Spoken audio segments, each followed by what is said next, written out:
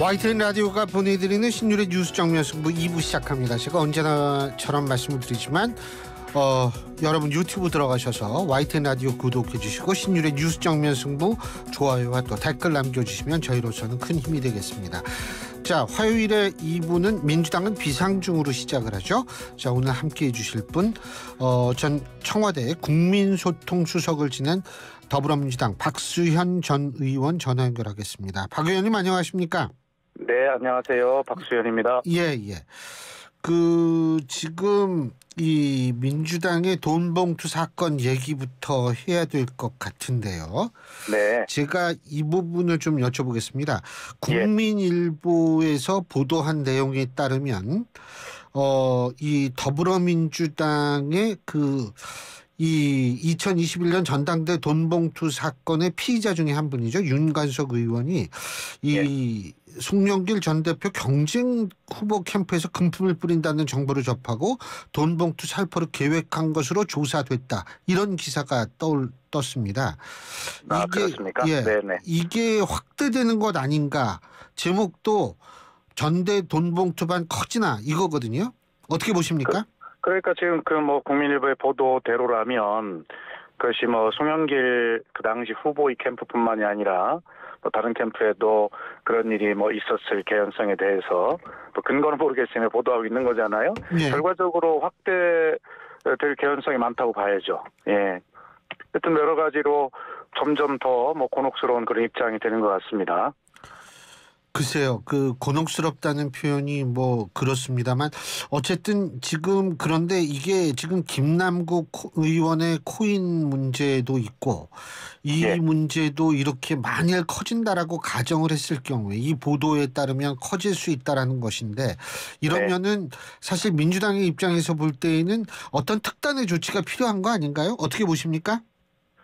글쎄 이제 소나기가 올 때 그 소나기를 다 피할 수가 있겠습니까? 소나기를 온전히 잘 맞고 또 소나기가 온 이후에 어떻게 또 해야 되는지를 또 잘해야 되겠죠. 이것이 우리나라 정당 정치 역사를 보면 이 시기 민주당에만 있었던 일도 아닐 거고 이런 어려움들이 또 그런 것들을 잘 헤쳐나가야 되고 그런 과정에서 좀 더 발전하는 방향으로 가야 되지 않겠어요? 어쨌든 지금 현재 민주당에게 닥쳐오고 있는 이런 문제는 결과적으로 첫째는 철저하게 국민께 회초리를 맞고 반성하는 모습을 보여야 될 것이고요. 두 번째는 그런 과정을 통해서 국민의 눈높이에 맞는 정당으로 국민의 사랑을 받는 정당으로 거듭나려고 하는 그런 어떤 그 의지와 제도적 개선 이런 것들을 충분하게 민주당은 앞으로 해야 될 과제를 안고 있는 것이죠. 박수선님 지금 말씀을 들어보면 눈높이에 지금은 아직 민주당이 국민과의 눈높이를 잘 못하고 있다라고 보시는 것 같은데 맞습니까? 우선 이런 일이 벌어진 자체가 국민께서 원하시는 일이 아닐 거고요.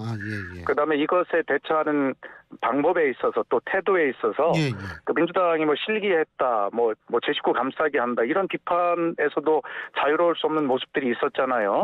물론 당 입장에서는 구체적인 혐의가 사실로 완전히 밝혀지지 않은 이상 어떤 의혹만 가지고 처리할 수 없는 것도 분명히 있지만 그런 측면에서 좀 답답함은 있지만 그럼에도 불구하고 국민적인 어떤 분노나 이런 것들을 생각하면 민주당이 어떤 조치가 한 발 늦는 것도 사실인 것이죠. 그런 것들이 전체적으로 국민의 눈높이에 맞춰지지 않는 그런 모습을 좀 보이고 있는 것입니다. 지금 제 식구 감싸기라는 말씀을 해주셨는데요. 지금 윤관석, 이성만 의원에 대한 체포동의안 오늘 국회 본회의에 보고가 됐고 표결이 한 12일쯤 이루어진다라고 하는데요. 그렇습니다. 제 식구 감싸기라고 말씀하셨는데 체포동의안 처리 어떻게 민주당이 처리할 거라고 보십니까? 글쎄 제가 현역 의원이 아니기 때문에 다 할 수는 없습니다만 어쨌든 자유투표로 지금 하겠다라는 방침인 것이 일단 알려지고 있잖아요. 통상적인 절차대로 당일 본회의가 열리는 날 지금 현재는 12일쯤으로 예상되고 있다고 지금 말씀하셨잖아요. 그날 의원총회를 열어서 어떻게 할 것인지 다시 한번 자유투표 방침을 아마 확인하게 될 것 같고요. 다만 본회의장에서 이제 도대체 혐의가 어떻게 어느 정도까지 증거로 지금 나와 있는가를 법무부 장관이 나와서 또 설명할 거 아니겠습니까? 그런 것들을 보고 현장에서 의원들이 판단을 할 텐데요. 지금은 아마 의원들이 지금 입장들이 되게 딜레마에 좀 빠져 있을 텐데 앞으로 그렇다면 이 돈봉투와 관련된 의원들이 20명 정도가 더 있다는 것이고 그러면 그때마다 전부 다 이걸 가결할 거냐라고 하는 문제 또 걱정이 있지 않겠어요? 네, 그러나 어쨌든 분명한 것은 그러면서도 총선을 앞두고 있는 이런 상황에서 국민적 어떤 눈높이에 정확하게 부합하지 않으면 국민들께 총선에서 정말 큰 혼이 날 것이다라는 어떤 현실론도 있는 것이고요. 그런 측면들을 놓고 의원들이 고심이 깊을 것 같습니다.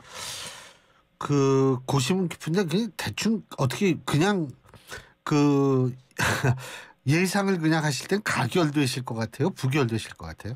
근데 저는 개인적으로요. 예. 지금 이런 상황이라면 문제는 가결을 통해서 빨리 그 어떤 법원의 심판을 좀 빨리 받아보는 것도 본인들에게 좋지 않을까 하는 생각이 들고요. 그러니까 구속 접부심 말씀하시는 거죠? 그렇습니다. 예. 물론 이게 과거에 보면 2008년인가요? 지금 국민의힘의 전신인 한나라당 시절에 전당대회 때 이런 일이 있었어요. 그때는 1억 9천만 원이 의혹의 금액의 규모였는데 그때 한 건 300만 원만 검찰이 증명을 해서 그렇게 됐는데 그 당시에 이제 박희태 전 대표시잖아요. 그때 불구속 기소를 했고 결과적으로 4년인가 지나가지고 뭐 징역 8개월에 집행유예 2년이라고 하는 뭐 형량을 내리긴 했습니다만 한결에서는 지금 이것이 청산하지 못한 관행 뭐 이런 것들을 가지고 국회의원들을 굳이 구속부터 해야 되느냐라고 하는 이야기도 할 수 있어요. 그러나 현재 그렇게 국민들께서 그동안 시간을 많이 주셨음에도 불구하고 그런 관행이라 할지라도 그런 것들을 해결하지 못한 정치권에 대한 질타는 지금 심할 수밖에 없고 민주당은 지금 회초리를 맡고 있는 중인데요. 그렇다면 차후에 뭐 돈을 예를 들어서 뭐 검내 조직을 해서 검낸 분의 책임이나 받은 분의 책임이 뭐 같을지는 모르겠습니다만 앞으로 저 20여 명 받았다는 뭐 그런 부분들에 대해서는 뭐 어떤 다른 기준을 갖는다 하더라도 6월 12일 날 어쨌든 전체를 좀 이렇게 그런 작업을 했고 했던 이런 부분에 대해서는 좀 현재의 상황을 생각할 때 일단 가결 후 사법 판단을 구속적부심을 받아보는 것 그런 것들이 아마 대체로 의원들이 가지고 있는 생각이 아닐까 저도 듣고 있는 이야기가 있는데 하여튼 뭐 그런 정도인 것 같습니다. 자, 김남국 의원 문제도 사실 있지 않습니까? 민주당. 근데 이제 민주당 역시 김남국 의원에 대한 징계안을 국회 윤리특위에 제출을 하지 않았습니까? 네네. 자, 오늘 윤리특위가 김남국 의원 징계안을 상정해서 이제 본격 논의 절차에 돌입을 했다고 하는데 어떻습니까? 이거 실제로 징계로 이어질 거라고 보십니까? 저 민주당이 어쨌든 윤리특위에 국민의힘과 함께 이제 제소를 한 거 아니겠습니까? 윤리특위의 결론은 물론 뭐 본회의 절차가 있겠습니다만 특위에서 내릴 수 있는 이 징계안은 4가지가 있다는 거 아니에요? 공개장소에서의 뭐 경고, 공개장소의 사과, 국회 30일 출석 정지, 그리고 제명 4가지밖에 없어요. 그럼 현재 이 문제는 어떤 정치적인 영역과 사법적인 영역으로 나눠볼 수 있는데 이 어떤 이해충돌의 문제나 상임위 때 코인 거래를 했다거나 뭐 등등 이러한 것들은 이미 정치적으로 판단이 난 사안 아니겠어요? 결과적으로 사법적 영역의 문제는 그 뒤에 검찰이 밝힐 문제겠습니다만, 그래서 뭐 이 문제 역시도 윤리위 특위의 그런 징계안이 뻔해 보이는 이 4가지고 국민들이 원하는 징계의 수준이라는 게 있을 거예요. 그러면 앞에 말씀드린 1, 2, 3만 가지고 국민들께서 이것이 정말 국민들의 어떤 분노가 풀리겠냐라고 하는 그런 정치적인 영역이 있는데 그걸 알면서도 민주당도 윤리특위에 제소를 함께 할 수밖에 없는 그런 상황이 왔잖아요. 그렇다면 지금 일각에서 이야기되는 그 어떤 제명이나 뭐 이런 것보다는 본인이 스스로 어떤 의원직을 사퇴하는 그러한 어떤 수순들을 돌파구로 생각해 볼 수 있는 거 아니냐라고 하는 그런 의견들도 당내에 상당히 있는 것 같은데 그래도 이 부분들에 대해서는 결과적으로 뭐 저도 방송에서 말씀드렸습니다마는 어떤 국민의 어떤 정서적 측면을 정말 위반한 이런 것들이 있기 때문에 사법적 영역의 판단은 뒤에 남았다 하더라도 정치적 판단은 역시 다를 수밖에 없지 않나 하는 생각을 개인적으로 하고 있습니다. 예. 지금 윤리심판원 있죠. 예, 민주당 내에. 네. 윤리심판원에도 지금 제소가 돼 있는 상태인가요? 뭐 그렇게 알고 있습니다. 예. 그러면은 이게 윤리심판원이 됐던 윤리특위가 됐던 이거를 빨리 어떤 식으로든 결론 내는 것이 민주당 입장에서 볼 때에는 좋지 않을까 이런 생각도 드는데 어떻게 보세요? 물론 뭐 당연히 쉽게 생각하면 그럴 수 있는데요. 예. 이것은 어떤 정확한 그 팩트 사실의 문제가 사법적 영역에서 어떻게 결론이 났느냐의 그런 어떤 팩트의 문제도 있고요. 또 국회의원을 징계하는 문제입니다. 그런데 네. 아무리 지금 예를 들어서 뭐 사법적 결론이 나지 않았는데 뭐 마음이 급하다, 국민적 분노가 크시다 그래가지고 국회의원을 징계하는 문제를 그렇게 쉽게 할 수 있는 문제는 아닌 것 같고요. 결과적으로 특위 문제는 거치되 다만 어떤 특위에서 보면 심사자문위원회를 구성해서 최대 60일까지 하도록 돼 있잖아요. 예. 그렇다고 60일을 끌자는 이야기가 아니라 적어도 국회의원을 징계하는 문제는 아무리 정치적 판단이 끝난 문제라 하더라도 그런 절차적 정당성을 제대로 갖춰야 된다라고 하는 것이 또 일부의 주장이고 저는 거기에 동의를 합니다. 그래서 그 문제를 뭉개거나 시간을 끌려고 하는 것이 아니라 지금 말씀하신 대로 민주당 입장에서도 빨리 결론을 내는 것이 총선을 앞둔 입장에 보면 유리할 수 있지만 그렇다고 해서 이게 실을 바늘 허리에다 이것을 묶어서 바느질을 할 수 없는 일이잖아요. 그래서 국민적인 분노와 이런 건 충분히 알겠는데 그렇다 하더라도 그런 어떤 심사자문위원회 이런 절차적 정당성을 제대로 거치면서 그러나 그것을 뭐 최대 기한을 확보하면서 뭉개거나 뭐 그렇게 회피하려고 하는 것이 아니라 뭐 그 안에서 빨리 하면 되는 거니까요. 그런 절차적 정당성도 함께 갖춰 나가는 것이 중요하다고 저는 봅니다. 알겠습니다. 김남국 의원 그런데 지금 조금 어디 있는지도 뭐 설이 분분하고요. 예? 그런데 어떻게 보세요? 이 윤리특위에는 출석할 거라고 보십니까? 뭐 당연히 출석하겠죠. 그것도 안 하면 본인에게 더욱 어떤 국민적인 정서적 측면이 불리해질 텐데요. 그리고 지금 김남국 의원이 뭐 잠적했다 이런 뭐 얘기들을 하는 것 같은데 김남국 의원이 자신의 어떤 방어권이나 이런 차원에서 보면 뭘 준비할 것도 많고 지금 차분하게 준비를 하는 부분도 있지 않겠습니까? 네. 본인은 얼마나 또 마음의 부담이 크겠어요. 당에 미치는 이런 영향들을 생각할 때. 그래서 아마 어떤 고의적으로 잠적이거나 연락이 안 되는 상태는 아닌 것 같고요. 또 언론에 보니까 뭐 지역 사무실에 이렇게 들어가는 모습도 지키고 하는 것이 보도가 되고 있지 않습니까? 다만 여러 가지를 본인이 자꾸 지금 이야기를 하다 보면 또 다른 의혹과 오해를 불러일으킬 수 있기 때문에 뭐 종합적으로 여러 가지 자신의 방어권 차원에서 또 진실 차원에서 여러 가지를 좀 정리하는 그런 시간인 것으로 저는 그렇게 생각하고 있습니다. 윤리특위에는 반드시 출석할 것으로 믿고 있고 그렇게 기대하고 있습니다. 예. 알겠습니다. 자, 간호법 문제 좀 여쭤볼 텐데요. 네네. 오늘 이게 이제 부결이 됐습니다. 네. 재의결 거쳐서 부결이 됐는데 사실 민주당의 입장에서 볼 때에는 간호법을 사실 단독으로 이렇게 본회의에 회부하고 이렇게 했던 이유가 뭡니까? 민주당이 단독으로 회부하지 않았습니다. 이 문제에 대한 오해를 좀 하시는 분들이 계신데요. 예. 이 간호법안, 이건 재정법안이잖아요. 현재는 의료법 안에 전부 각 직역에 관한 뭐 역할 이런 것들이 있는 것이죠. 그렇죠. 그런데 의료법이라고 하는 게 지난 70년 가까이 한 번도 변한 적이 없어요. 60년대 초반에 만든 거래요. 그게. 그렇습니다. 예. 그런데 그동안에 사실 우리 사회는 초고령화, 초고령 사회로 가고 있고 돌봄의 역할이 굉장히 커져가고 있고 그런데 이게 60년이 넘도록 한 번도 안 변한다는 게 말이 되나요? 글쎄요. 그리고 그동안에 이 간호법 제정에 대한 필요성은 계속 때마다 제기돼 왔는데 바로 윤석열 대통령께서 제의 요구를 하신 그 말씀대로 이게 직역 간의 갈등이 심하다 이런 논리로 계속 뭘 잘 해오지를 못했어요. 아하. 그리고 이번에 이 간호법 제정안도 예. 사실은 윤석열 대통령께서도 후보 시절에 방호복을 입고 대한간호협회 방문하셔서 약속하신 사항 아닙니까? 그리고 그 당시에 그쪽에 선거대책 정책본부장이었던 지금 원희룡 국토부 장관이 이렇게 말까지 했어요. 이것은 우리 후보가 공식적으로 약속한 거다. 아니 공약집이 없다고 약속이 아닙니까? 예. 그리고 국민의힘도 총선 공약이었어요. 이 문제가. 그래서 지난 21년 총선 끝난 뒤로 무려 국민의힘에서도 두 건의 법률안을 제정안을 발의했고 46명의 국회의원들이 여기에 동참하고 있어요.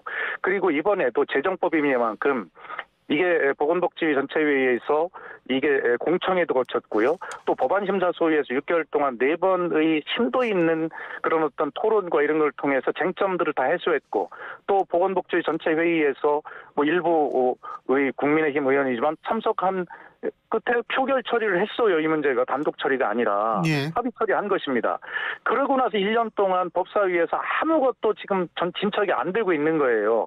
이것이 민주당이 단독으로 뭘 했다, 날치기를 했다, 전혀 맞지 않는 이야기고요. 자, 이견이 있다면 그 긴 시간 동안 그리고 본인들이 대선 약속했고 총선 공약도 했으므로 그럼 이견이 있다면 이 문제에 대해서 뭐가 그러면 불만인지를 이야기하고 논의를 해야 될 거 아닙니까? 그런데 민주당이 윤석열 대통령이 거부권을 행사할 수밖에 없는 그런 법률안을 통과시켜놓고 프레임을 짜고 있다 하지만 거꾸로 이야기하면 국민의힘은 집권 여당으로서 전혀 이 문제에 대해서 어떤 논의도 응답도 없이 법사위에서 지금 1년 동안 이렇게 뭉개고 있는 것인데요. 이것은 민주당으로 하여금 직회부에서 처리하게 하고 이것이 입법 독주라고 하는 프레임을 여당이 짜고 있는 건 아닙니까? 이 문제는 굉장히 오랫동안 논의해왔고 합의가 분명히 있는 것이고 그런 것이지. 그리고 또 이 문제는 사회자님 반드시 70여 년 만이지만 이 문제 변화가 없다는 건 말이 안 되는 거잖아요. 그래서 시대 상황을 반영해서 지금이라도 다시 뭐 오늘 부결이 됐지만 여야가 머리를 맞대고 반드시 쟁점들이 지금까지 다 해소돼 왔는데 또 쟁점이 남아 있다면 또 대통령께서 제의 요구를 할 때는 대통령께서 어디가 마음에 안 든다는 구체적으로 요청을 하셔야 돼요. 나는 이 부분이 마음에 안 들으니까 어떤 것을 국회에서 다시 논의해 주세요. 이것이 대통령의 제2요구권이잖아요. 무조건 거부하라는 게 아니잖아요. 그런데 대통령께서 왜 도대체 간호법이 뭐가 불만인지를 뭐가 지금 해소가 안 됐는지를 설명 없이 거부권을 행사하고 계신 거예요. 하여튼 이 문제에 대해서 우리 사회가 합의할 필요는 분명히 있는 것인데 부결이 됐지만 다시 여야 간에 쟁점 해소를 다 해왔는데 큰 차이 없거든요. 자, 그래서 이 문제에 대해서 다시 머리를 맞대고 여야가 합의 통과시킬 수 있는 법안을 다시 마련하기를 바랍니다. 자, 그 노란봉투법도 사실 남았고 방송법도 남았고 그렇습니다. 그죠? 네. 이게 그러니까 정부 여당이 반대할 만한 법안을 자꾸 이렇게 좀 대통령 거부권을 오히려 유도한다라는 그런 일부 지적이 있는데 이 부분은 어떻게 보세요? 사회자님, 그런 뭐 보도나 주장이 국민의힘에서 하고 있는 거 알죠? 그리고 또 그런 좋은 질문해 주셔서 감사합니다만 예를 들어서 하나 또 예를 들어볼게요. 우리가 양국관리법을 또 대통령께서 제2요구를 하셨잖아요. 부결됐잖아요. 자, 양국관리법은 뭐냐면 그 잉여 쌀을 정부가 의무적으로 시장 격리를 하게 되면 농민들이 마음 놓고 쌀 농사를 져서 쌀 재배 면적이 늘어나고 생산량이 늘어나서 값이 떨어져 농민이 피해본다 이 논리였어요. 그죠? 그래서 민주당은 어떻게 했냐면 대통령과 정부 여당의 걱정이 그러니 16조 5항을 신설해서요.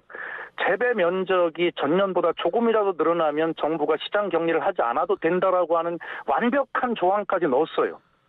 그리고 쌀 재배 생산량을 줄여야 된다라고 하는 주장이 있기 때문에 지금 논에 타 작물을 재배할 시 그것을 지원하는 조항까지 넣었어요.